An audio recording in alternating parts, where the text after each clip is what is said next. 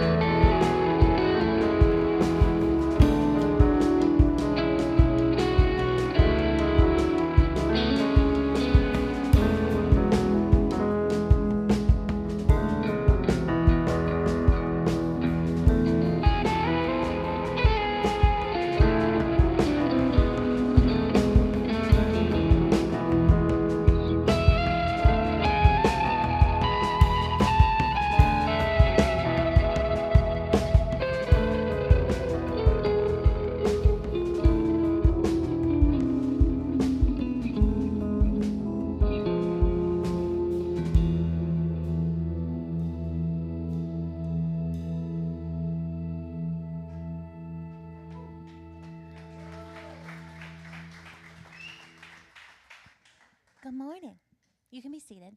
My name is Jarrett, and I'm here to do announcements. Just kidding. But Jarrett is going to speak today because we switched because I had a baby. I don't know if you know this. My name's Hannah. I'm the pastor. But I'm not talking today more than right now because I have a baby who will be talking at some point. He's like a week and a half old. He's pretty squishy. Definitely go check him out. Just don't touch him because if he gets sick, I will punch you in the face. I cannot handle it, okay? I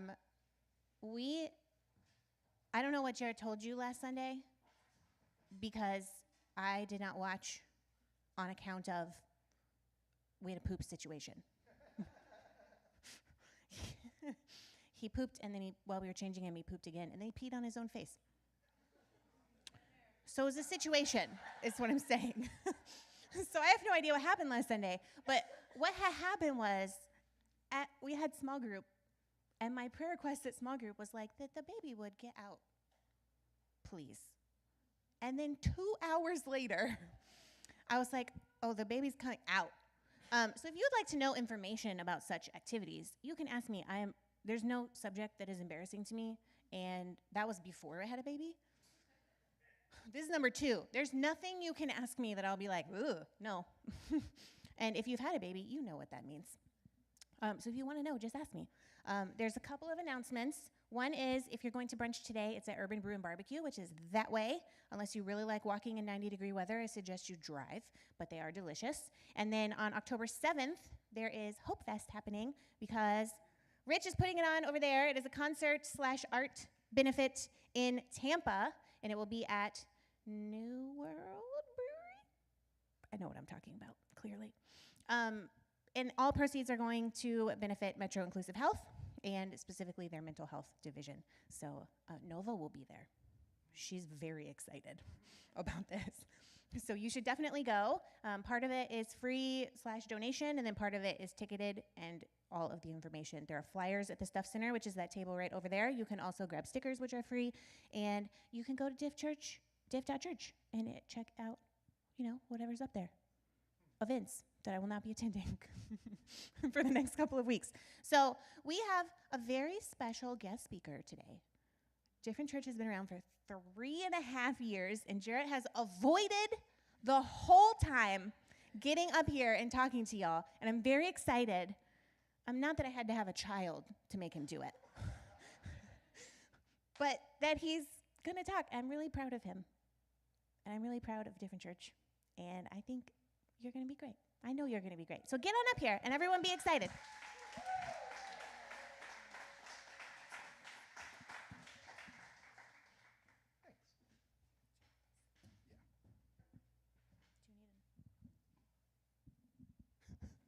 What's up, y'all? I'm so happy that Hannah and family are doing really good. I'm so happy that you are here today because if this doesn't go well, and that's a real possibility, we can just remember it as the Sunday we all met baby Noah. And as the Sunday where the band was like extra good. I don't know if any of you guys are in here, but right? Here, I'm going to scoot forward so you guys can maybe see me a little better over there. Can you guys hear me okay? Okay, I'm sort of running sound and using this for notes. So the transition to the band after this is going to be fun. It'll be fine, right? Okay, so I probably should have talked about something pop culture-y. Right in my wheelhouse would have been this Jimmy Eat World song includes all of the keys to understanding God. Yeah, or Garden State is the best movie of all time and it can tell you the whole gospel. I probably could have done one of those really well. The band could have played. That would have taken 5 minutes out of it, so that would have been good. But I didn't do that. I picked a topic that's really hard. It's something that I've sort of personally been struggling with for a long time. I just don't get it. I don't understand sometimes how faith works and how prayer works and where's God in all of it. So Today's talk, it's not really a sermon, it's more of like a exploration. We're going to explore this together, is called How It Works. Great job, Haas. So we're going to figure it out today. How's that sound? How all of it works. Disclaimer, I kind of wish more churches would do this. I might say some things today that are wrong, that aren't right, that are totally inaccurate, or that you just like disagree with. And that's fine. I remember one time, the beginning stages of Different, Hannah was up here and she said something and I was like, I don't know. I don't think I agree with that. And before you ask, I don't remember what it was. But just that feeling and then understanding that like that was okay. I don't have to 100% agree with everything Hannah says was really freeing. And I kind of think that's how we should sort of approach church. Like, I love the fact that Hannah's really smart and knows more than me. And I definitely come here to learn, but I'm not here to just like be like, yes, Hannah, that's right. I'm doing that, exactly that, and only that. So if you hate this, it's okay. Maybe don't tell me. All right. Jumping in, how it works. The way we're going to approach this is by asking some questions. How does it all work? Is the future already written? Does God listen? Does prayer matter? Okay. Life is weird, right, guys? Especially hindsight, like looking back on things and realizing how they turned out is crazy. I'm not going to get political, I promise. But I just want to mention one name, and this will hopefully sort of illustrate how weird life is and how when things turn out a certain way, you're like, what? Donald Trump. Okay, everybody breathe. I'm not going to talk about him for a long time. But, like, go back in time like 15 years ago. Really? Donald, that guy is going to become a president, and then B, like, the most divisive person in like the last 20, 30, 40, 50 years. He was like doing guest spots on Home Alone, right? He had like a ridiculous reality show, and then he became the freaking president. Another one, this is one maybe sort of mostly specific for me. Is anyone here actually like a football fan? Okay, one, two, okay, a couple. Even if you're not a football fan, you probably know Tom Brady. Cool. Go back in time 10 years ago to when he was just like obliterating the league on the Patriots, winning every Super Bowl, and then cut to a few years later, he's in Tampa winning us a Super Bowl. That's crazy, right? Like, I remember people that just like hated this guy, and then he's on our team. We're like, actually, no, he's pretty cool. So the same thing happens in our personal lives. If you guys can kind of like think about maybe some of your friends and family and just some of their journeys and where they've ended up, and just looking back, it's like, I never would have expected that. A couple of my friends, one of my best friends growing up, still one of my best friends, he struggled a lot. He's like one of the nicest dudes I know, and he can't quite figure it out. He's gone to rehab like twice. When we were 6 years old, I never would have been like, that guy's going to be like an alcoholic one day. That's like crazy. Another one of our best friends, he knew ever since he was a kid that he was going to be a cop. His grandfather was a cop, and he had like a lot of crazy speeding tickets. So that delayed him for quite some time. But when he finally made it to academy, he just crushed everything. Like every written test, he was like the best in class. Even the driving, he was like the best in class at driving. Turns out this guy was like a super cop. He was just like born to be a cop. And, I would have picked that for him, and that's exactly how it turned out. Another one, you guys may not know this, the band today. What's up, Peter? Not much. Thanks, man. Is that better? This is still in the way, but it's fine. Thanks, man. Speaking of the band, this little singer over here, her name's Hannah. We'll call her not Pastor Hannah. If you don't know, she's my niece. Right? Super cool. So, story sort of about her family. Some time ago, My brother-in-law was teaching a class on a Saturday, like a networking Microsoft. I don't understand it, but you get it. And he was a cool teacher, and so he would bring in snacks, and he bought this bag of Chips Ahoy. And he comes in, they do the whole class, they eat the snacks. When they're done, like, people didn't really eat the Chips Ahoy, so he brought them home and gave them to his wife / my sister. And she opens it up, and she's like, something's wrong with this bag of chips. There's no chocolate chips. Not chips, sorry. Something's wrong with this bag of cookies. There's no chocolate chips. We got a defective Chips Ahoy bag. And then they looked at the outside, and it turns out that there was like this contest going on. If you get the bag with no chips in it, you win $1,000. And like, nobody noticed at the class. Like, if I was there, I would have for sure taken it because nobody knew. But that's pretty cool. So apparently the plan for my sister was Cookie Mogul. Cookie Mogul. So we got Cookie Mogul. The last friend that I'll tell you about, in the past 2 weeks, one of my good buddies' house burned down, like, to the ground. Like, it looks like there was like an explosion or something. I don't really know the details. He's fine. His wife is fine. His kid is fine. So that's good. But like, everything gone. If you think about it, maybe hit me up on social media after today. I'll share their GoFundMe if you want to donate a little bit. But it's crazy that his story ended up being house fire victim. Okay, so that takes us back to the slide at the beginning with all the questions. How does it all work? Is the future already written? Does God listen? Does prayer matter? Have you ever heard people talk about God's plan? God has a plan for you, a plan for your life. People try and follow God's will. They might say things like everything happens for a reason. This is one of my personal favorites, whenever people say they're called to do something by God. And it's usually like a pastor who lives in like Nebraska. Is anyone here from Nebraska? Someplace terrible like Nebraska. And they're like, God has called me to plant a church in St. Pete, Florida. Really? Is that what God called you to do?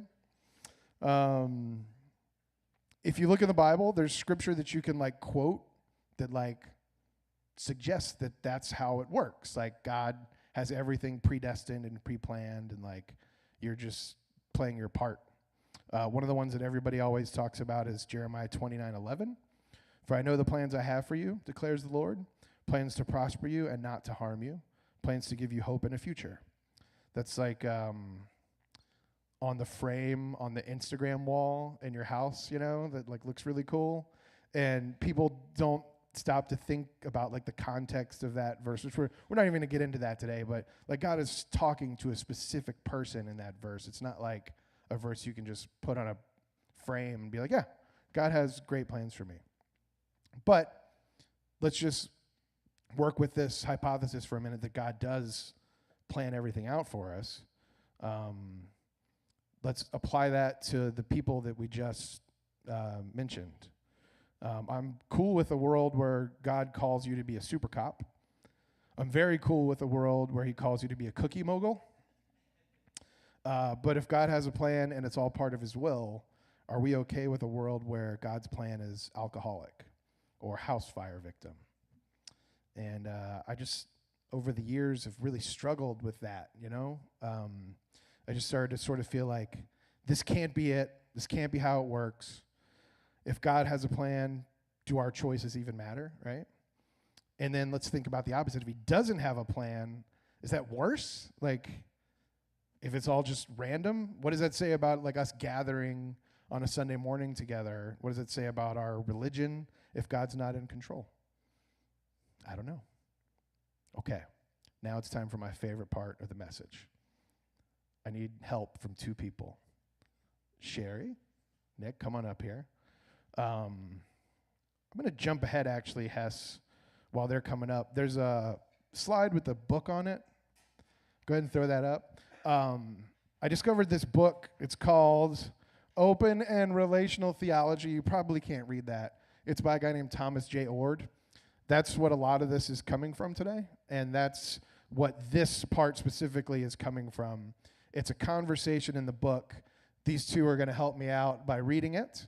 And I've added a few bits of color into the narration and the dialogue.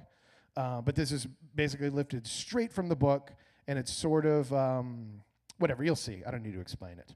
Okay, I'm the narrator. Nick is Nick, Sherry's mom. Okay? On the drive home from his sophomore year at Florida State University, it didn't say Florida State, but I changed it.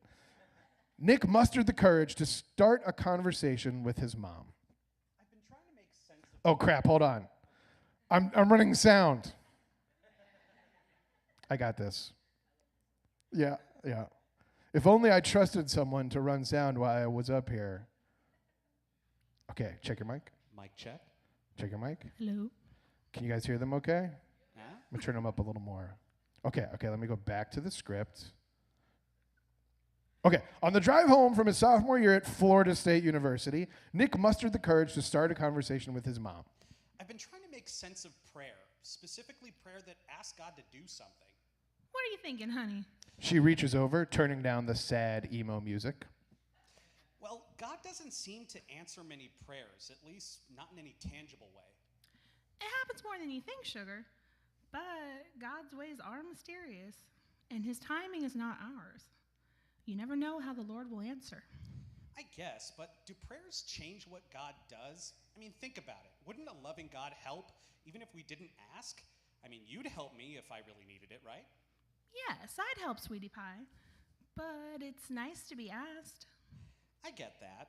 Maybe I can explain what I'm thinking by asking some questions. Would you be up for that? Mom nods vigorously. Do you think God knows everything that will ever happen? Yes. Can God make a mistake about this knowledge? You know, like God knew you'd never get pregnant, but oops, you had me. Mom laughs weirdly. God doesn't make mistakes. If God knows something is true, it's a fact. That's the problem. If God already knows what will happen in the future and God can't make mistakes, whatever will be must be. It's settled. I guess. When we ask God to do something, don't we think the future might be different because we ask? But if God already knows what will happen and can't do other than what he already knows will occur, why pray? His mom sat in silence, eyes fixed on the road ahead. Her mind churned through answers. She wanted to believe God knows all that happens in the future, and God can't make mistakes. But she also believed prayer changes things. She felt confused and a little gassy. Tums are cool. Maybe I can ask it this way. Does asking God to fix something change the future if God already knows what happens in the future? Thank you.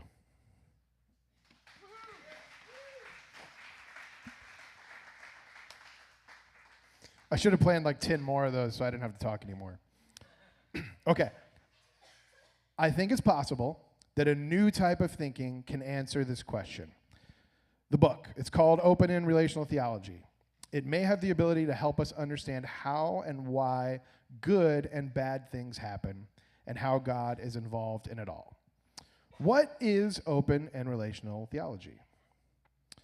Open and relational theology is an umbrella label under which a variety of theologies and believers reside. This variety shares at least two ideas in common. One, God experiences time moment by moment. That's the open part. Two, God, us, and creation relate so that everyone gives and receives. Most open and relational thinkers also affirm additional ideas, such as love is our ultimate ethic, creatures are free to at least some extent, all creation matters, life has purpose, genuine transformation is possible, science points to important truths, and more. Okay. That's where we're going to sort of land today. But before we jump into that, I want to talk about what it isn't. We'll sort of call this the conventional God. This is probably the God most of us were given in traditions growing up, or that maybe we heard about from the outside if you didn't grow up in church. This is like the God that you would have probably been imagining. that sort of conventional God can usually be placed into 4 buckets, okay? Number 1, authoritative. God is wrathful, a literal father, one who uses pain to discipline. Those who see God like this value rules and want others to do the same. These people believe in a sovereign judge who punishes the disobedient. Benevolent is number 2. Most Americans who believe God is loving. People who believe in this benevolent God has standards, but doesn't retaliate against us when we don't meet them. They see God's love as constantly forgiving and consoling. What's interesting is the benevolent and authoritative believer, it usually corresponds to someone's ideal view of parenting. So if you're someone who is like really into discipline, your God is probably this authoritative God. And in more modern times, we're a little more into like, let the child be what the child's going to be. You're probably on the side of the benevolent God. Okay, number 3, distant. The people who believe in a distant God don't believe in God as judge or as being active in humanity at all. Many people who are agnostic are actually believers in a distant God. These people advocate extreme tolerance and anything goes style. They tend to seek to tear down religious systems, but offer little to replace them. So I think Different Church has a little bit of that in there. Like, we were like, tear it down, but hopefully we've added something. Number 4, last, is critical. The people who believe in a critical God believe that God doesn't interfere, but he does keep track of our wrongs, and we have to answer for them in the afterlife. Or, of course, if we're good, we're rewarded. When I was a kid, I used to always think that I would get a waterfall in my backyard in heaven. So, who knows? All right. Here's where you might feel your blood pressure rise a little bit, but let's keep exploring the conventional God. The conventional God exists above or outside time. If you grew up with any sort of concept of God, that's probably how you imagined him or her or them. Timeline is like here, and they can sort of like see around it and see the beginning and see the end. This God, if we're honest, is unaffected by what we do because it's all done already. And if we're more honest, this God isn't really very compassionate because compassion requires response, and this God doesn't respond to us because it's already done. We can pray. If God knows the future, what's it matter? This God is in control. Remember at the beginning, the people I know slide. God made that all happen. But also non-personal stuff. All good and somehow all evil is kind of like God's fault. The Holocaust, tsunamis, your family member's sickness, it's all a part of God's plan. Have you guys ever heard that before whenever something bad happens? Maybe some of us have found comfort in that. And I don't want to take that away from you, but maybe some of us were a little bit irritated by that, and that's kind of who I'm talking to today. Okay, that's what it isn't. Now we need to sort of land the plane, and this is the hard part, and we need to talk about what it is. How does it work? If I'm giving you all this stuff that it's not, what is it? And the real answer, too long didn't read version is, I don't know. Who knows? This is crazy. I don't know how prayer works and how faith works. But we're going to take some guesses here. This is the part that I finished most of this message on like Monday or Tuesday. And then the last like third of it, I just was like, how do I tell these people something important? So here we go. Let's try and contrast the conventional God with the God of open and relational theology. Let's tackle the relation part first. Let's work under the hypothesis that God is relational. What does that mean? I have a few Bible verses, and I was too lazy to put them in my notes, so I'm going to turn around and read them. There we go. All right. Exodus 32:14. So the Lord changed his mind about the harm which he said he would do to his people. Amos 7:3. The Lord changed his mind about this. It shall not be, said the Lord. A mere 3 verses later, Amos 7:6. The Lord changed his mind about this. This too shall not be, said the Lord God. Jonah 3:10. When God saw their deeds, that they turned from their wicked ways, God relented. Is that the last one? Yeah, cool. Okay. Okay. Sunday school moment. Shout it out. What's like the one thing you saw in all 4 of those verses? God changed his mind. Pretty crazy, right? So we see God changing. We see him acting in relation to us. Why is this important? I think it's important for a lot of reasons, but 2 big ones. 1, a relational God suffers and celebrates with us. How many of you have ever had something really amazing happen and you wanted somebody to celebrate with? Hopefully you've got people in your life that can do that, but I believe God is there celebrating with you in those moments. Same thing when something bad happens. I don't know about you, but my first sort of instinct is to sort of pray like, hey, God, how can we fix this? Like, what if we do this or that?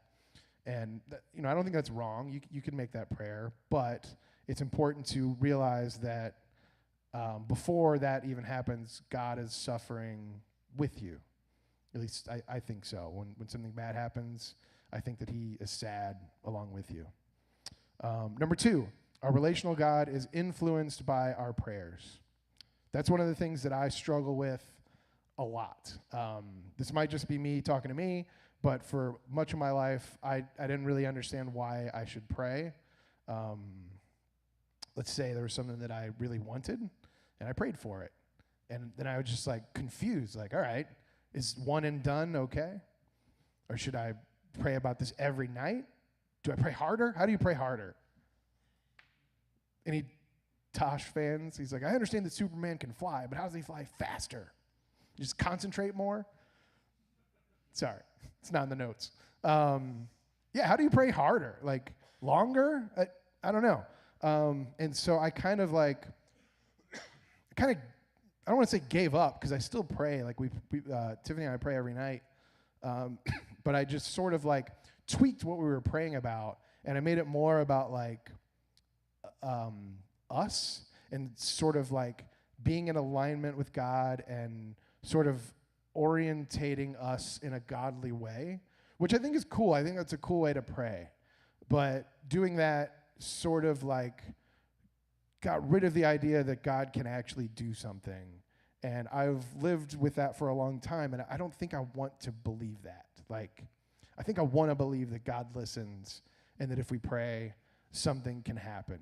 And it's weird because a lot of times it doesn't. And I know in the little skit that we did earlier, that was basically the whole point of that skit. But I think something can happen. So if you're going through something, if you're struggling, don't not pray. I put it in big, bold letters, and I skipped over it anyway. Band, you guys can come on up now. Does that happen to you every week, Hannah? You just, like, blow right past where the band's supposed to come up? Nice. All right, so those are the 2 big things with why it matters, I think, is God suffers and celebrates with us. And number 2, a relational God is influenced by our prayers. Now let's talk about the other part of open and relational theology, open. The second sort of core belief is that God and creation move into an open future together. God doesn't predetermine our lives. We have genuine freedom and choose things moment by moment. If you're someone who has ever truly thought of the conventional God, consider the open and relational one. Consider a future that isn't written. A God who listens to you, who empathizes with you, who hurts when you hurt and cheers when you win. A God who listens to your prayers. A God that is creating your future with you. This God isn't ultimately responsible for evil or the bad things that happen. In fact, this God is devastated alongside you. What does an open God and an open future mean for us? I think it means believing that possibilities are real. Whatever you've got out in front of you, who knows what's going to happen? As a church family, we're going to be rooting for you. We're going to be hoping that all the best things happen. I think that we play a part in our future. We have to try. We have to try and be loving. We have to try and be forgiving. If we've got a big decision or opportunity coming up, we got to do our best to try and get to it. But I just want to be very clear, even though I'm saying a lot of it falls on us, not all of it does. It's open and relational, right? God is there too. And even though for a lot of my life I kind of felt like there was no mystery, there was no chance at a miracle, I think maybe there is. And that's all I have for you. Thank you for listening. I was joking with Hannah earlier. If I had to put like a short, like, what is this message about? It's kind of about like owning our future and understanding that we have some control in it. And then between Gianna and myself, we picked 5 songs that are all about God being in total control. So that's just how it is sometimes. One of my favorite things to think about in faith is, I think faith is being comfortable with paradox. And that's a big paradox. Like, you are in control of your life, but sometimes you're not. And I don't really know how that works either. I know there was a slide that said how it works, and we're going to figure it all out. And I don't think we ever will, but hopefully we're going to work on it together, and we'll make the road by walking. Okay, now's the transition to the band, but I got to get my sound stuff up. So here we go. Also, I always yell at Hannah and Gianna for not remembering to tell people to stand. I remembered. So we've got 2 more songs. I shouted out Hannah earlier. She gets to sing in one of these. I'm super proud of her. She rocks. And of course, everyone else up here rocks too. I'm going to mute myself. Thank you. Let's stand and sing. Yeah, so I was going to say, can we please clap for Jarrett?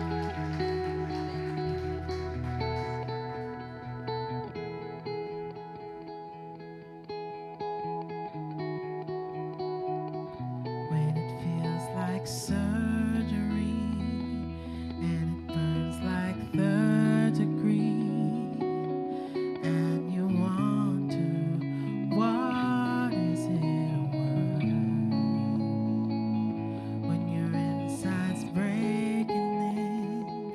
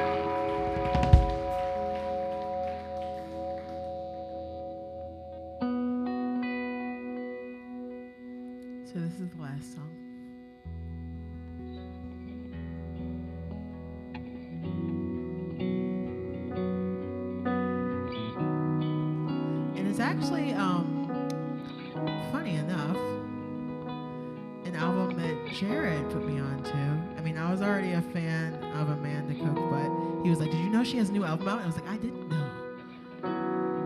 And this is one of the songs that kind of sat with me.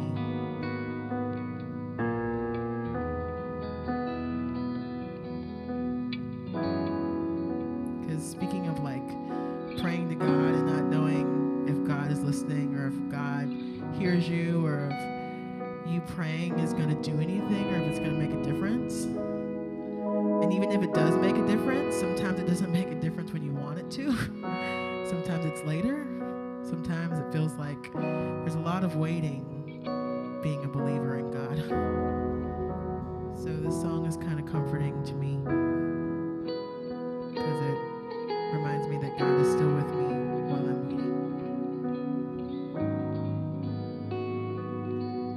I was holding on with all my might, just praying for a ray of light, someone to hold me through the night. When I thought that I had lost my mind, when I was all alone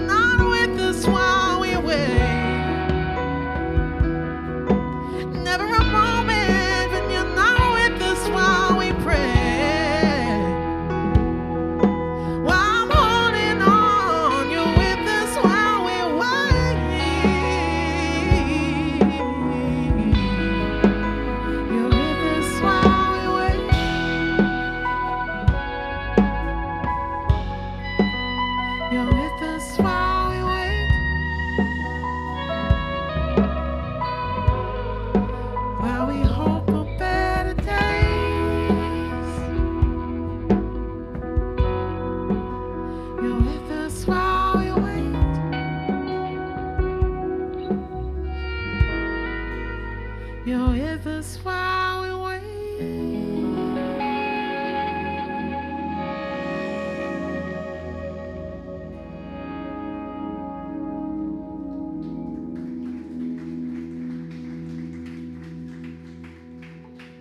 You guys can be seated.